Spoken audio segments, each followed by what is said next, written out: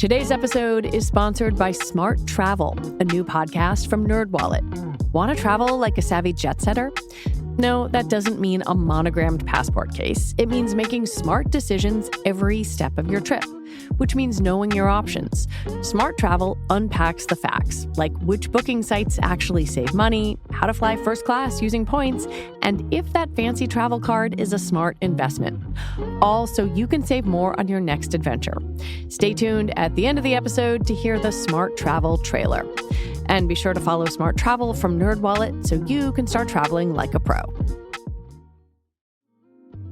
Today's episode is sponsored by Smart Travel, a new podcast from NerdWallet. Want to travel like a savvy jet setter?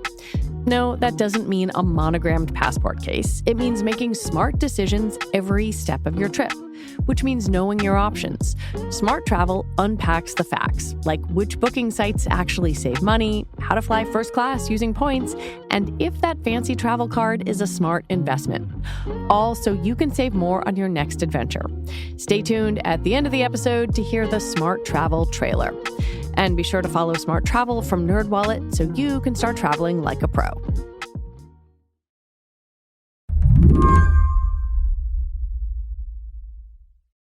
Two weeks ago, Professor Jace Flatt got a letter from the National Institutes of Health about his federal grant money. It said, "This award no longer effectuates agency priorities." Jace Flatt is one of many researchers who had a grant terminated by the NIH.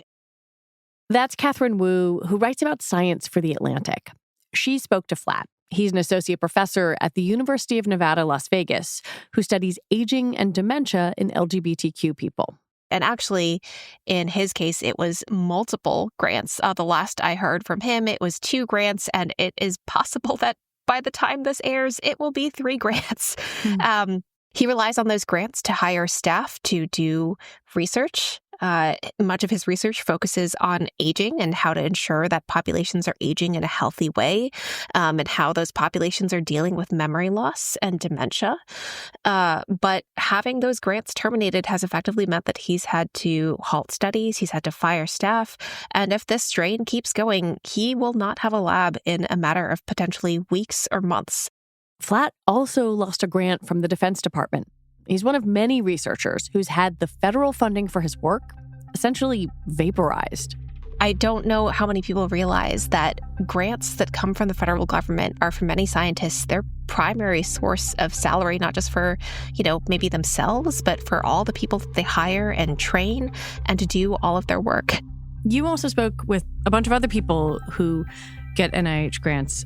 Sarah Nowak, a vaccine researcher at the University of Vermont. Tell me about her work and what happened to her. Yeah, so she is one of many people who was hit by the round of grant terminations that focused on vaccine hesitancy and uptake for whatever reason. Those terms were flagged as problematic by the administration. The NIH informed her that her work on childhood hesitancy in Brazil would no longer be funded effective immediately. I want to be really clear here. This is not normal. If you were to receive a grant termination in what I'll call the before times, it was usually for a very, very, very specific reason, like something was going quite wrong with your work. And so generally you would be in contact with the agency, in this case, the NIH, and they'd say, hey, something's up. It seems like your project is not going well, or we're worried about the participants in the study. Like, what's up? Let's give you a chance to fix this. There might be an appeal, a lot of conversations. None of that is happening now. These researchers were given no warning whatsoever. They were basically told, we don't like the premise of your work anymore, and so we're not going to pay for it. That means firing staff, maybe telling clinical trial patients you can't help them anymore, letting grad students know there is no place for them to study. And there is basically no opportunity to appeal here. There's no opportunity to rectify the situation. Ideologically, you don't match up with us anymore, and so it's game over. Today on the show, how the NIH grant terminations are an assault on science, medicine, and America's future. I'm Lizzie O'Leary, and you're listening to What Next TBD, a show about technology, power, and how the future will be determined. Stick around.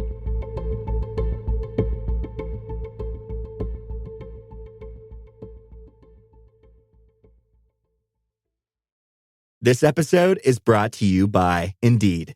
When your computer breaks, you don't wait for it to magically start working again. You fix the problem. So why wait to hire the people your company desperately needs? Use Indeed's sponsored jobs to hire top talent fast. And even better, you only pay for results. There's no need to wait. Speed up your hiring with a $75 sponsored job credit at Indeed.com/podcast.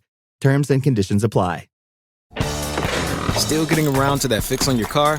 You got this. On eBay, you'll find millions of parts guaranteed to fit. Doesn't matter if it's a major engine repair or your first time swapping your windshield wipers. eBay has that part you need, ready to click perfectly into place for changes big and small. Loud or quiet, find all the parts you need at prices you'll love. Guaranteed to fit every time. But you already know that. eBay. Things, people, love. Eligible items only. Exclusions apply.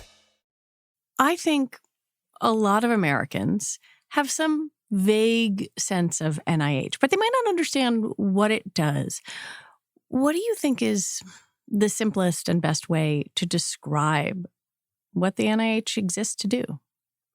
Yeah, it's a great question because I totally agree with you. But the NIH, I would say, is the primary engine behind biomedical research in the world. It is the world's single largest public funder of biomedical research. And what that means is every year they get a roughly $47 billion budget. Most of that goes to research outside the agency. And that money has fueled drug discovery, heart medication, vaccine research, outbreak containment and mitigation. All of these things that we consider crucial to public health and making sure that people in this country and around the world stay healthy, all that requires research, clinical trials. There's this amazing stat that something like 99% of the drugs that were FDA approved in the past decade or so had some sort of NIH funding behind them. You talked a little bit about the grant cancellation process, but when a presidential administration changes hands, is it common at all for grants at NIH to come under review or possibly be canceled? So when power changes hands, I'd say it's typical for priorities to shift, right? Because there is going to be generally a new director. That's a political appointee. There is generally going to be, a pet project that gets a little bit more attention than usual.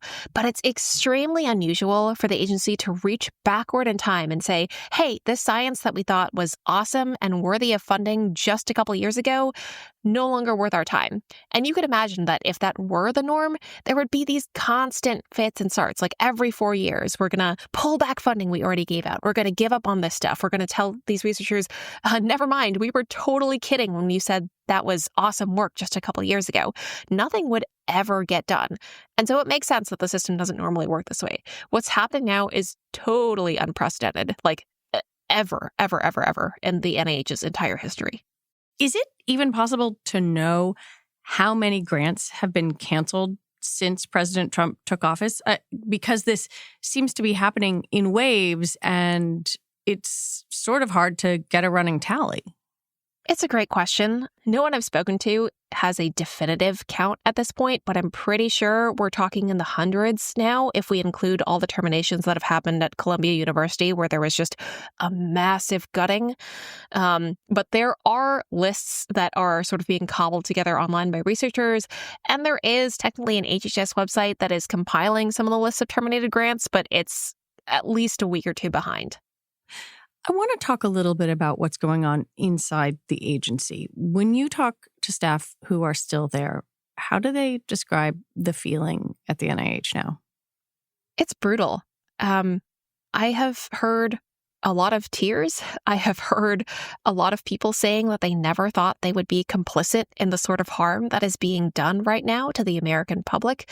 I mean, people have resigned over what has happened at the NIH. And I think I'm hearing now that this agency, which is primarily a funding agency, like their job is to get money out to research happening in the world, is now, in a way, spending more time terminating grants than it is awarding them. And it's like upside down NIH, It makes absolutely no sense. With a change in administration comes a change in who runs the NIH. Right now, the administration's pick, Dr. J. Bhattacharya, is waiting for Senate confirmation. In the interim, the deputy director usually takes over. Many people expected Lawrence Tabak, a longtime deputy at the NIH, to fill the position temporarily, as he had in previous handovers.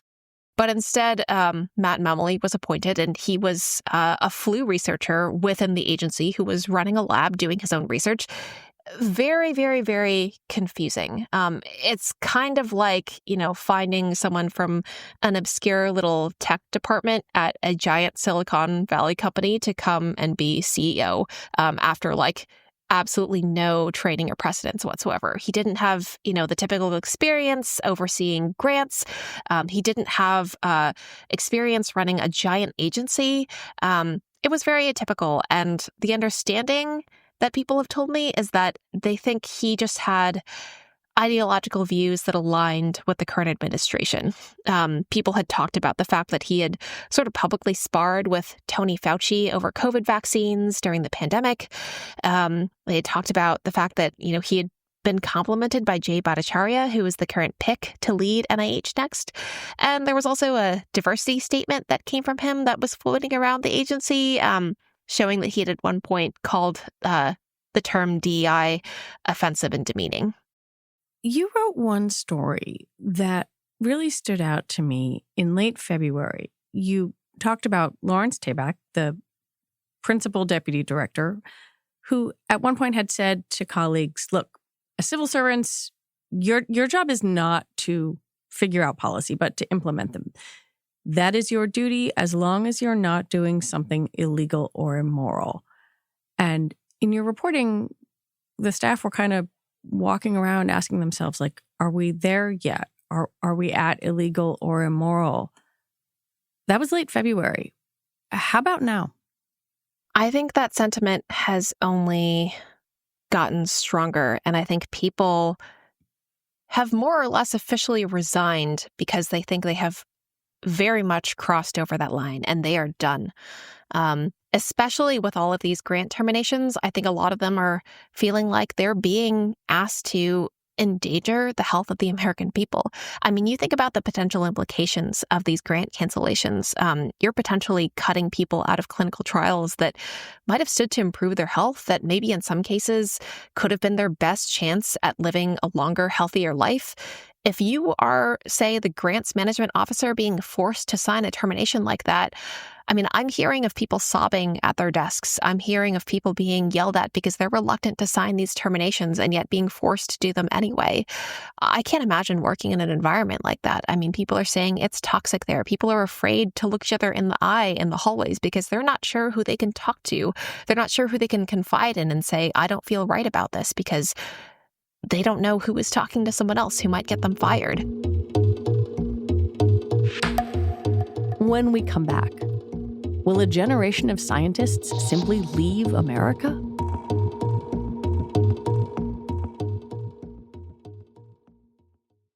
Eczema isn't always obvious, but it's real. And so is the relief from Ebglyss. After an initial dosing phase of 16 weeks, about 4 in 10 people taking Ebglyss achieved itch relief and clear or almost clear skin. And most of those people maintain skin that's still more clear at 1 year with monthly dosing. Ebglyss, lebrikizumab LBKZ, a 250 milligram per 2 milliliter injection, is a prescription medicine used to treat adults and children 12 years of age and older who weigh at least 88 pounds or 40 kilograms with moderate to severe eczema, also called atopic dermatitis, that is not well controlled with prescription therapies used on the skin or topicals, or who cannot use topical therapies. Ebglyss can be used with or without topical corticosteroids. Don't use if you're allergic to Ebglyss. Allergic reactions can occur that can be severe. Eye problems can occur. Tell your doctor if you have new or worsening eye problems. You should not receive a live vaccine when treated with Ebglyss. Before starting Ebglyss, tell your doctor if you have a parasitic infection. Searching for real relief? Ask your doctor about Ebglyss and visit ebglyss.lilly.com or call 1-800-LILY-RX or 1-800-545-5979. Pro Savings Days are back at Lowe's with limited time savings on the supplies pros need. Get up to 40% off select major appliances. Plus, save an additional $100 on every $1,000 you spend on select major appliances. And don't miss your chance to activate and earn 3 times the points on select DeWalt and Klein tools. Lowe's, we help, you save. Valid through 3/28. Selection varies by location. While supplies last. See associate or Lowe's.com for more details on qualifying items. I can say to my new Samsung Galaxy S25 Ultra, hey, find a keto-friendly restaurant nearby and text it to Beth and Steve. And it does, without me lifting a finger. So I can get in more squats anywhere I can. 1, 2, 3. Will that be cash or credit? Credit. 4. Galaxy S25 Ultra, the AI companion that does the heavy lifting so you can do you. Get yours at Samsung.com. Compatible with select apps. Requires Google Gemini account. Results may vary based on input. Check responses for accuracy. We talked about how a grant might normally, in the before times, be terminated.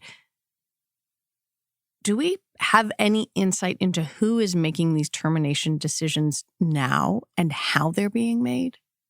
So the general understanding is that this is all happening under intense pressure from the Department of Health and Human Services, which oversees the NIH. So HHS has kind of pushed through several policy changes at NIH at this point, including a memo that some people may remember that would have capped basically overhead costs at universities, which has, come under severe legal challenge. But the basic idea here is that this is not an internally made, internally consistent decision. It's not like folks at NIH are getting together around a round table and debating the scientific merits of each of these projects and saying, hey, these are no longer in compliance with how business is done here normally. This is a push from the outside. And certainly the rationale being given for these terminations, everything about political ideology, new agency priorities, what the administration considers biological reality or not. And I'm using a lot of heavy air quotes around a lot of these phrases. That certainly indicates that it is far more political than it is scientific, which is not typical NIH day-to-day stuff. I looked at one of the projects that you referenced in your story, and it's a canceled grant that was about how to get a potential future HIV vaccine into different communities. And when I look at the keywords on this listing, they include things like homophobia and institutional racism. And please correct me if I'm wrong, but it feels like somebody did a Control F for certain terms that fit under some broad ideological bucket and decided, this is how we're going to do it. It does seem that way. One of the things that people are talking about is that even though there have been NIH officials tasked with putting together lists of projects that would sort of trip these kinds of censors and involve the concepts that the administration is not happy with, there's an additional search going on at maybe the HHS level, and grants are sort of being added to these lists, not always appropriately. Like if you, for instance, are looking for grants that relate to vaccine hesitancy and uptake, okay, arguably you are going to hit some studies that look at, for instance, childhood vaccine uptake in Brazil. But if you don't do that search very carefully, you might also hit some mathematical models that factor in vaccine uptake as a factor that is going to affect how quickly an infectious disease spreads through a given community, right? Oh, wow. But if you're not super careful, you might terminate some grants that make passing mention of these concepts but aren't entirely focused on them. And so there's going to be huge collateral damage, including to the targets that you originally went for. I mean, I think of the word bias, for example, which comes up when you talk about implicit bias, but it's also a key term when you're just doing statistics. That's right. And I heard some researchers so nervous about the sort of sloppiness with which these searches are being done that they're terrified to even use words like transition in their grant proposals at this point, because anyone who just quickly searches trans might accidentally hit their grant proposal. Oh my God. Same thing with biodiversity. Because it has the word diversity in it? That's right. There's some reporting from Kaiser Health News that says some scientists were told by NIH officials to scrub mRNA references on grants. That is the technology that brought us COVID vaccines. It is. And there's also a big concern right now that mRNA vaccines are going to be one of the next topics targeted in the next round of grant terminations. That would be a huge, huge, huge impact. That could be maybe hundreds of grants hit. I mean, this is huge technology, right? Like this made such an impact during the worst of COVID. And because mRNA technology is so fast, it could be huge for many other types of vaccines. So lots of people have been looking into this in the past few years.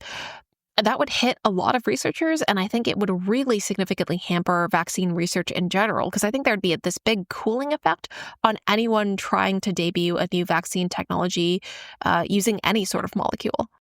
There have been court orders saying that funding for grants needs to resume at the agency, but your reporting is showing that HHS officials have essentially told employees not to comply with the courts. What is happening inside the agency? What are employees doing?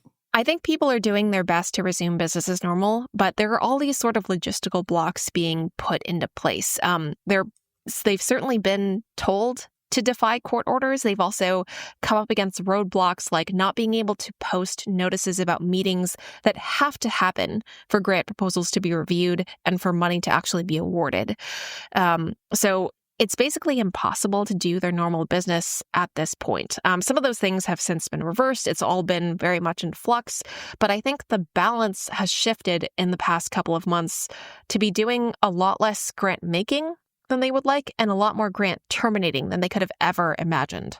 You know, when we have conversations about government funding, inevitably people say, well, why can't private money make up for this? Is there any kind of private funding that could fill this hole? At scale, I'd say no. I mean, public government funding is a huge, huge, huge source of support for science in this country and others. And, for good reason. That is kind of by design, and it's been mostly by design since about the time of World War II. It's a really powerful system, and you can imagine that if we attempted to replace it, there would be a ton of issues. I mean, one, there is not enough private funding to fill that hole. But two, even if there was, there would be a lot of strings attached to that private funding. I mean, considering who would likely be the backers behind that private funding, individual companies would have their own interests. They might be wanting to make a specific profit or send a specific message. The types of research that would be funded would not necessarily just be about merit or general benefit to public health. It might be about marketability. It might be about what's most lucrative. And that, I think, could have a huge impact on the ability of this country to do basic research.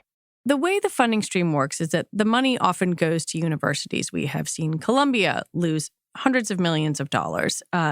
Johns Hopkins, another university slated to lose its NIH money. These are some of the top medical research universities in the country. What does the loss of this funding mean for medical research? I think it's huge. And I can think of that on multiple fronts. I mean, for one, just having any studies halted means a lost opportunity to gain new knowledge. It also means participants in some of those studies, if there were human participants, could be losing out on an opportunity to improve their health. Some of them might be in danger by having a trial very abruptly halted. The researchers running those trials may have their careers imperiled. And I think longer term, it means that, recruiting populations to studies like this in the future may be more difficult because now that trust has been violated.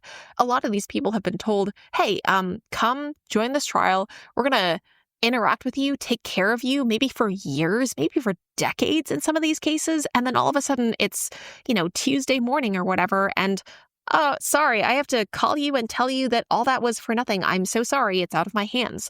Nobody's going to want to come back to an opportunity like that. That's really difficult. And some of these studies involve vulnerable populations by definition. If those are the studies that are being gone after by the federal government, those are going to be some of the very studies that are going to be most difficult to restart or reimagine in the future. So let's say that a whole lot of appeals courts say, nope, money's got to go back, study restarts, get back to what you were doing. Can these just be restarted? Not really. I think there are a lot of things that have happened that have already left some permanent damage. For instance, if you decide we just can't take grad students next year, that's it for next year. Even if you take grad students the year after that, there's not going to be a grad cohort for 2025 to 2026. If you halt a study and tell participants, we have had to close this, and we are taking you out of the study, we're filling out the like end of the line paperwork, you don't just restart that. For other studies, even if it's not that simple, if you don't have the funds to collect, say, data the month of March 2025, even if you have April 2025 and you're able to get something in May 2025, there's going to be a hole in your data set. Like, what if something big happened in that time frame and you no longer have the ability to say, we collected data every month for 20 years? Like, some studies truly do rely on that level of granularity. And it can, in some cases, truly mean that a decades-long study is kind of ruined. Full disclosure, and this is a bit personal, but I am in a clinical trial supported by the National Cancer Institute that compares outcomes for different kinds of lung cancer treatment. And I'm fine. But before coming in to talk to you, I looked at my study's keywords to see if they fit in any of those, sort of control F terms. I did see a women's health section. As far as I know from the researchers running my trial, it's still ongoing. But I have to say, as a patient, and even as the most privileged kind of patient, it's really disorienting. Yeah. I mean, I think a lot of people share that sentiment right now.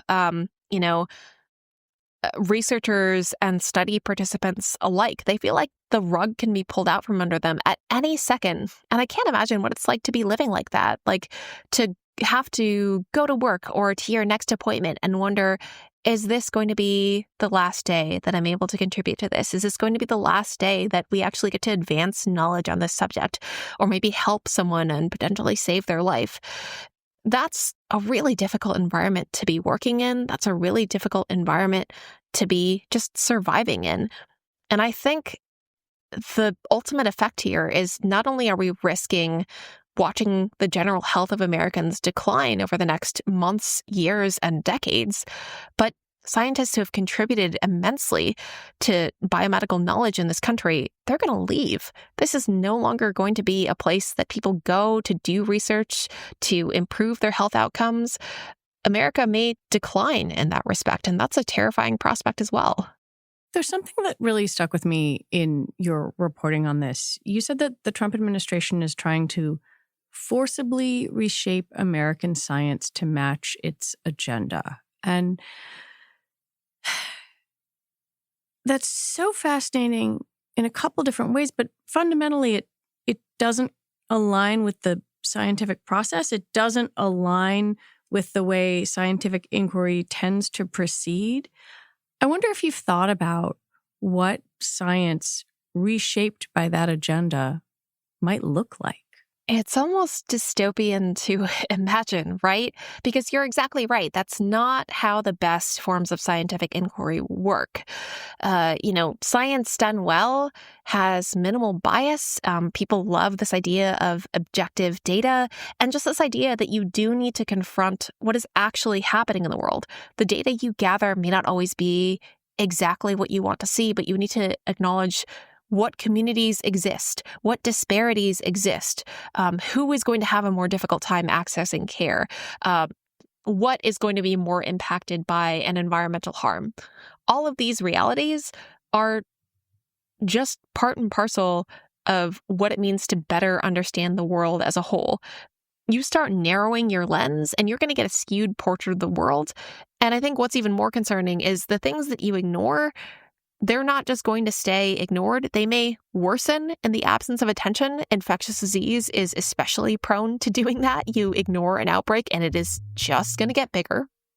And I fear that that is what is going to happen on really broad scales as these lenses keep getting narrower and narrower.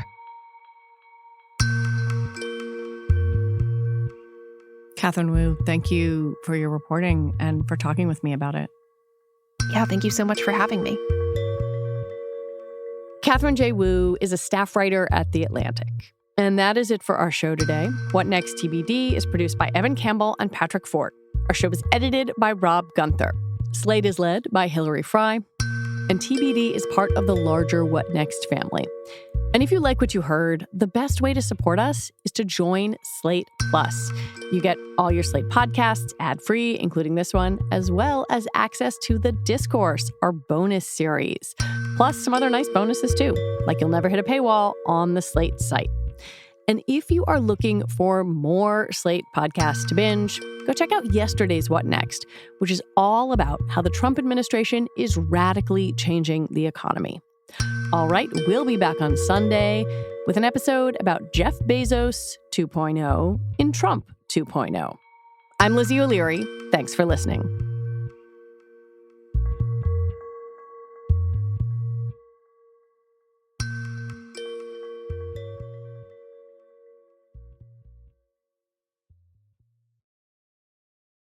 Today's episode is sponsored by Smart Travel, a new podcast from NerdWallet.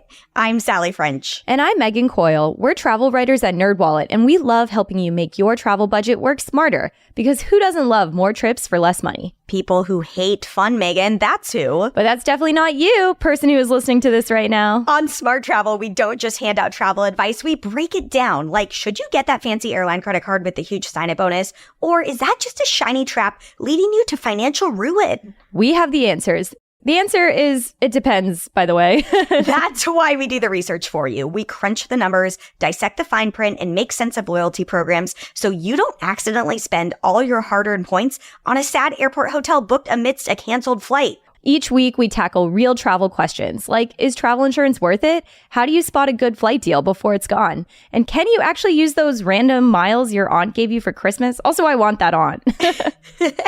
Look, we don't just sit here and talk about travel. We live it. I once turned a canceled flight into a free trip to Denver, $200 in United vouchers, and $45 in Starbucks gift cards. And you were so patient through it all. We've got practical tips, expert interviews, and plenty of hot takes. I call them hot takeoffs. To help you travel smarter, not harder. So whether you're planning your next getaway or just love staying ahead of the travel game, follow Smart Travel on your favorite podcast app. Your passport will thank you, and so will your wallet.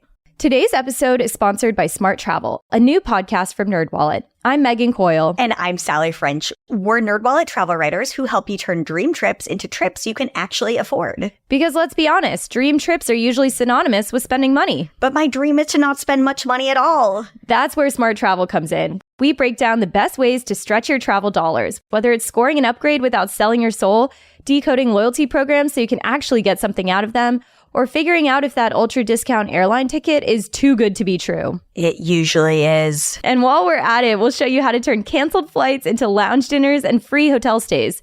Spoiler, it involves a lot of patience and a little bit of research. But don't worry, we've already done the heavy lifting. Because being financially savvy doesn't mean you have to skip out on an adventure. It just means you're the genius who paid less for it. Each week, we bring you travel news, expert insights, and even some of our own travel wins and mishaps. All so you can travel more while paying less. And hey, you'll even have some fun along the way. So if you're ready to make your travel budget work harder and smarter, follow Smart Travel on your favorite podcast app. First up, smarter travel. See you soon.